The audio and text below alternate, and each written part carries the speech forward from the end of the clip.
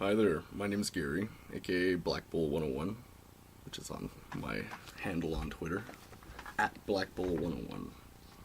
So today I'm reading here Hillary Clinton's 3 speeches to Goldman Sachs, for which she was paid $675,000. Just sight reading, so it's not perfect. So this is on Zero Hedge by Durden. Oh, there we go. So it's probably just the good stuff anyway.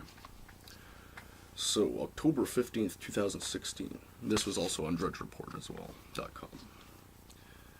As has been widely reported, in 2013 Hillary Clinton was paid $675,000 for 3 speeches to Goldman Sachs.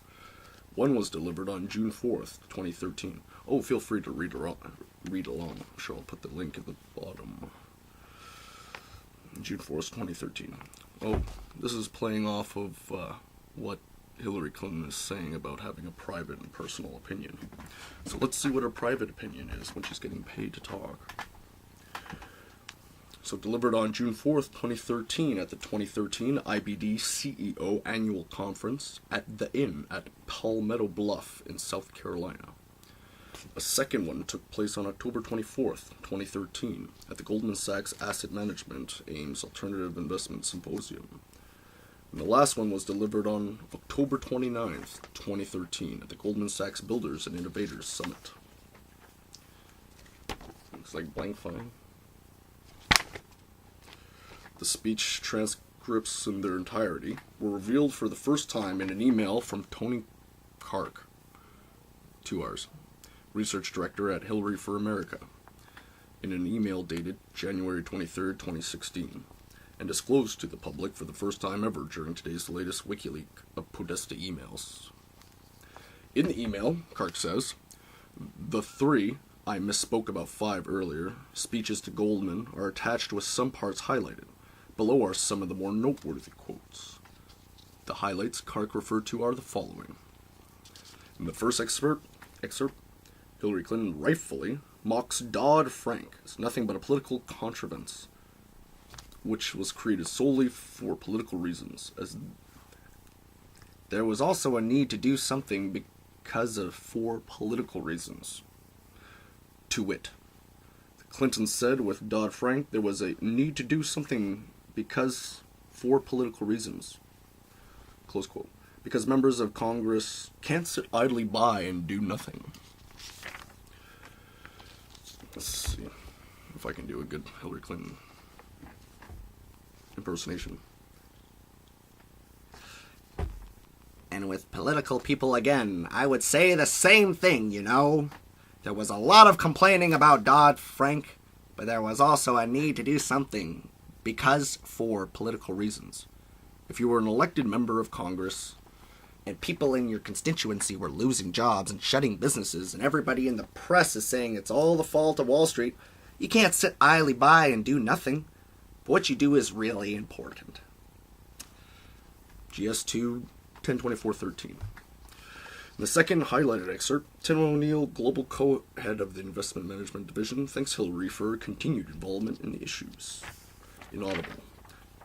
To be courageous in some respects to associated with Wall Street in this environment, and then thanks her very much.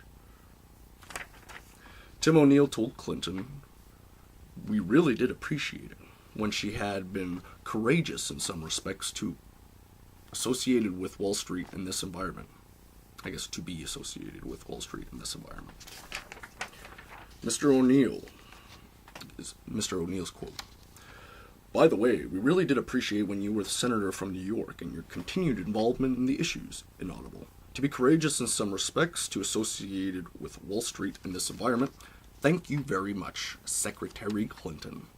Well, I don't feel particularly courageous. I mean, if we're going to be an effective, efficient economy, we need to have all part of that engine running well. And that includes Wall Street and Main Street.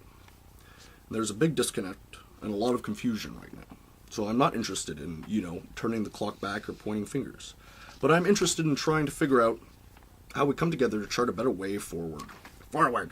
And one that will restore confidence in, small and medium-sized businesses and consumers and begin to chip away at the unemployment rate.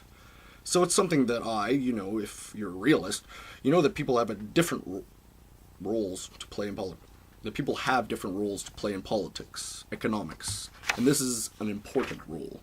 But I do think that there has to be an understanding of how what happens here on Wall Street has such broad consequences, not just for the domestic, but the global economy.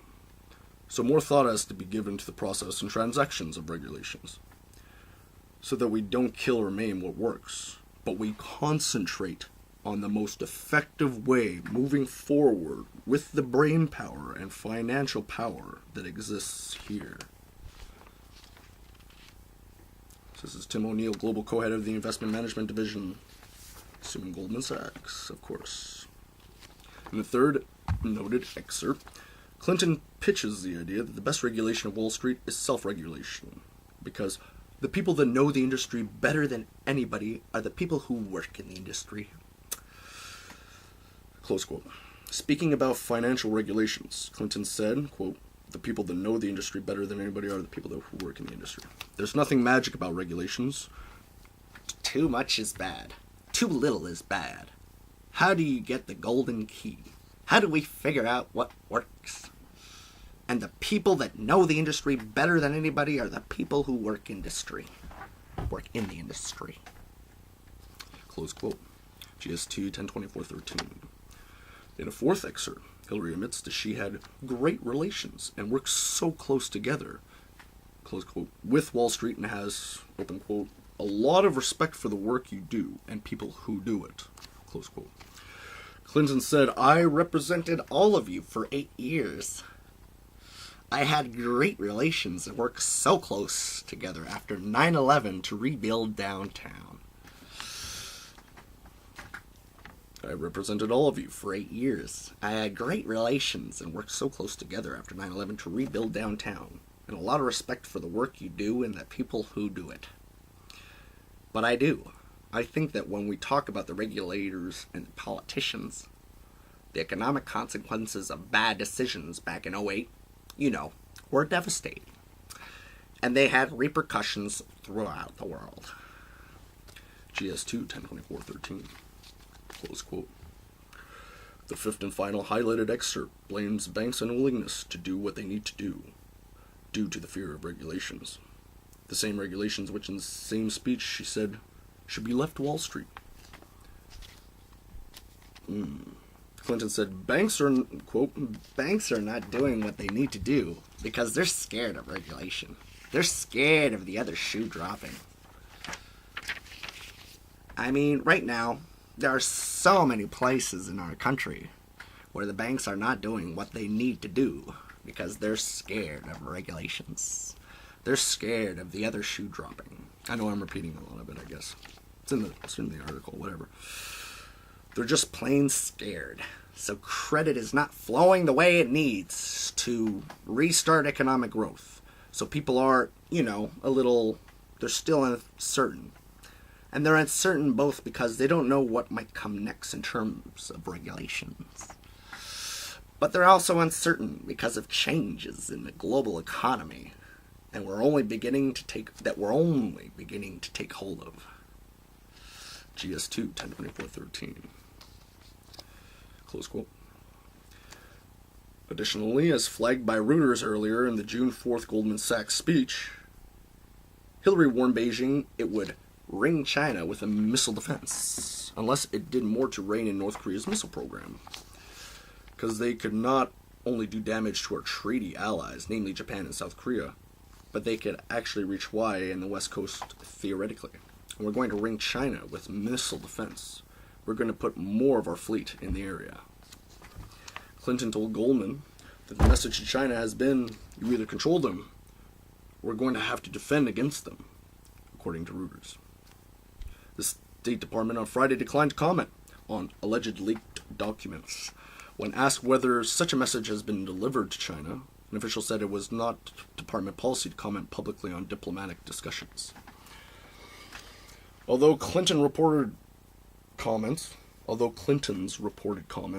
raised a stir in Asia, Reuters added, Clinton said she also told her Chinese counterpart parts that the United States had as much a claim to the Pacific as China, given that U.S. forces had liberated it in World War II. China had a right to assert themselves. The United States needed to push back to create a balance, to prevent China taking a chokehold on sea lanes, countries bordering the South China Sea, she said. Clinton gives yet another confirmation that Saudi Arabia and the Emirates are funding the jihadis in Syria, aka the Islamic State. If you look at what's happening in Syria, it's clearly a multiply-leveled proxy battle. We've got Iran with their agents in Hezbollah, and they're being taken on by indigenous rebels, but increasingly a collection of jihadists who are funded by the Saudis, funded by the Emiratis, funded by Qatar, or Qatar. And you have the Turks that were very active in the beginning, and then began to be concerned by some of the developments inside Syria, particularly among the northern and northeastern Kurdish population in Syria, the Peshmerga. That's a close quote right there. Here are some interesting thoughts on Syria from June 2013, in which she herself admitted that a no-fly zone in Syria would kill a lot of Syrians. So let's just take a step back and look at the situation that we currently have in Syria, when, before the uprising started in Syria, it was clear that you had a minority government running with the Alawites and lead with mostly the other minority groups, Christians, the Druze, some significant Sunni business leaders. But it was clearly a minority that sat on top of the majority. And the uprisings, when they began, were fairly mild in terms of what they were asking for, and Assad very well could have, in my view, bought them off with some cosmetic changes that would not have resulted in what we have seen over the now 2 years, 100,000 deaths, and the destabilization that is going on in Lebanon, in Jordan, even in Turkey. From the threat throwing to Israel, the kind of pitched battle in Iran, well supported by Russia, Saudi, Jordanians, and others trying to equip the majority Sunni fighters. I think that we have tried very hard over the last 2 years to use the diplomatic tools that were available to us, and tried to convince, first of all, the Russians that they were helping to create a situation that could not help but become more chaotic.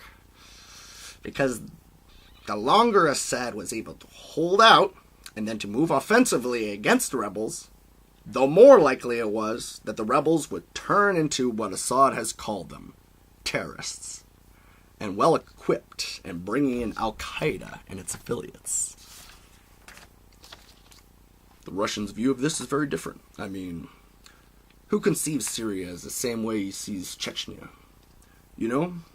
You have to support toughness and absolute merciless reactions in order to drive the opposition down to be strangled. And you can't give them an inch to them. And you have to be willing to do what Assad basically has been willing to do. That has been their position. Pretty much remains their position. And it is a position that has led to the restocking of sophisticated weapon systems all through this. The Russians' view is that if we provide enough weapons to Assad, and if Assad is able to maintain control over most of the country, including the coastal areas where our naval base is, that's fine with us. Because you will have internal fighting with the Kurds and the Sunnis on the spectrum of extremism. But we can keep our base, and we can keep Assad in the titular position of running the country. That reflects well on us because we will demonstrate that we are back in the Middle East. Maybe in a ruthless way, but a way that from their perspective, the Russian perspective, Arabs will understand. So the problem from the US and the Europeans has been from the very beginning.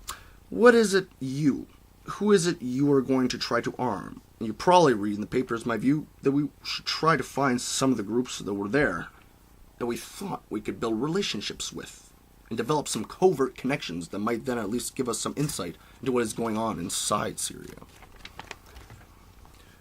But the other side of the argument was a very good one, which is we don't know what will happen. We can't see down the road. We just need to stay out of it. The problem now is that you've got Iran heavily. You've got probably at least 50,000 fighters inside working to support, protect, and sustain Assad. And like any war, at least the wars that I have followed, the hard guys who are the best fighters move to the forefront. So we now have what everybody warned we would have. And I am very concerned about the spillover effects, also known as blowback. There's still an argument that goes on inside the administration, inside our friends, at NATO and the Europeans. How do we intervene? My view was you intervene as covertly as possible, as it is possible for Americans to intervene. We used to be much better at this than we are now. Now, you know, like in Iran, the overthrow in the 50s, everybody can't help themselves. They have to go out and tell their friendly reporters and somebody else, look what we're doing, and I want credit for it, and all the rest of it. So we're not as good as we used to be, but we can still deliver. And we should have, in my view, been trying to do that so we would have better insight. But the idea that we would have like a no-fly zone, Syria, of course, did have when it started the fourth biggest army in the world. It had very sophisticated air defense systems. They're getting more sophisticated thanks to Russian imports. They have a no-fly zone. You have to take out all of their air defense, many of which are located in populated areas. So our missiles, even if they are standoff missiles, so we're not putting our pilots at risk, you're going to kill a lot of Syrians. So all of a sudden, this intervention that makes people talk so glibly becomes an American and NATO involvement where you take a lot of civilians. Here are her thoughts on Putin. Look, I would love it if we could continue to build a more positive relationship with Russia. I worked very hard on that when I was secretary, and we made some progress with Medvedev, who was president in name but was obviously beholden to Putin. But Putin kind of let him go, and we helped him get into the WTO for several years. They were helpful to us in shipping equipment, even lethal equipment, in and out of Afghanistan. So we were making progress. And I think Putin has a different view. Certainly he's asserted himself in a way now that I'm going to take some management on our side. But obviously, we would very much like to have a positive relationship with Russia. We would like to see Putin be less defensive toward a relationship with the United States, that we can work together on some issues. We've tried very hard to work with Putin on shared issues like missile defense. They have rejected that out of hand, so I think it's what diplomacy is about. You just keep going back and keep trying. And the president will see Putin during the G20 in St. Petersburg, and we'll see what progress we can make. Here is Hillary opining on WikiLeaks and Edward Snowden. Mr. Blankfein, I'll discuss that after I leave here. Let me ask you another question, because this is also a topical question. Let's say, hypothetically, that one country was eavesdropping on another country. Laughter. Ha ha. Mr. Blankfein, and I didn't hear the crisp denials, but I didn't hear any confirmation of it. How would you be looking forward to giving that explanation? How do you go? What do you do now? Secretary Clinton. So, all right. This is all off the record, right? You're not telling your spouses if they're not here. Mr. Blankfein. Right. Secretary Clinton. Okay. I was Secretary of State when WikiLeaks happened. You remember that whole debacle? So out comes hundreds of thousands of documents. I have to go on an apology tour. And I had a jacket made like a rock star tour. The Clinton Apology Tour. I had to go and apologize to anybody who was in any way characterized in any of the cables in any way that might be considered less than flattering. And it was painful.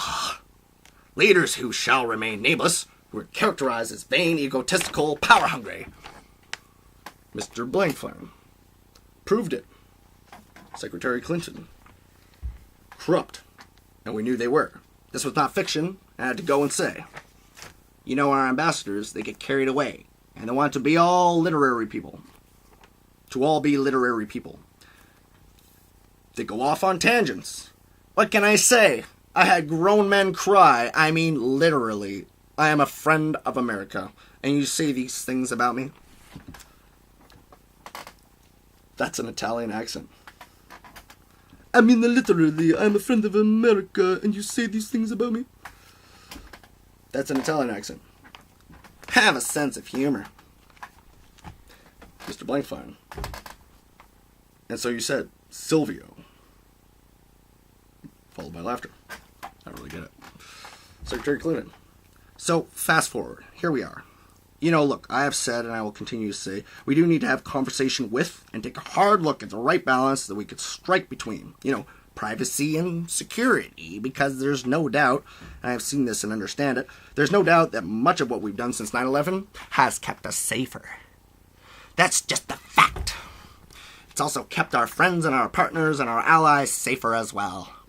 The sharing of intelligence requires the gathering of intelligence and the analysis of intelligence.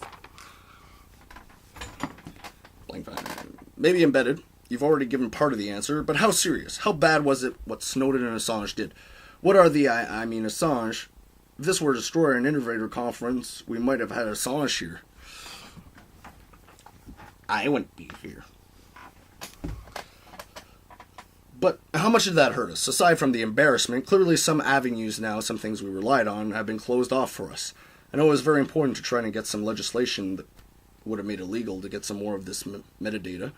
That's been very helpful without having the carriers face liability. That's probably been put on the back burner. What are the consequences long term for this in terms of our own safety and safety of the Republic? Well, separate the two. The WikiLeaks problem put at risk certain individuals. We had to form a kind of investigative team that looked at all the names and all the documents, which was quite a challenge. To make sure that identities that were either revealed or described in enough detail that they could be determined would not put people who were at risk. I mean, without going into detail, you know, maybe let's just say hypothetically say there's somebody serving in the military in a certain country who was worried about some of the activities of the military that he served because he thought they were doing business with rogue states or terrorist networks. Hell of a run-on sentence. So we could seek out an American diplomat to begin a conversation. And the American diplomat will report back about the concerns that were being expressed about what was happening in this country. And then it's exposed to the world. So we have to identify, and we moved a number of people to safety out of where they were in order for them not to be vulnerable, So on the WikiLeaks, there was the embarrassment factor. There was a potential vulnerability factor that individuals faced. The WikiLeaks issue was, unfortunate. Private Manning would have never had access to a lot of what he did have access to. So in effect, it was a problem. But it didn't expose the guts of how we collect and analyze data. So, if Snowden has given them a blueprint to how we operate, why is that in any way a positive? We should have a debate. We should have the conversation. We should make the changes where they're necessary. But we shouldn't put our systems and our people at risk. So I think that WikiLeaks was a big bump in the road. And I think the Snowden material could be potentially much more threatening to us.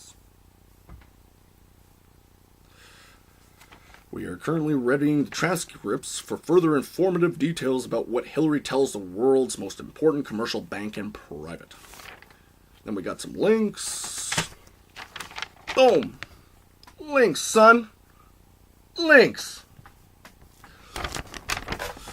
Because nobody believes shit anymore. It's only what TV says, right? Ew, slunk roast. Alright. So next article. That was only 24 minutes. Okay. Trump corporate media, Clinton's most powerful weapon, no longer involved in journalism.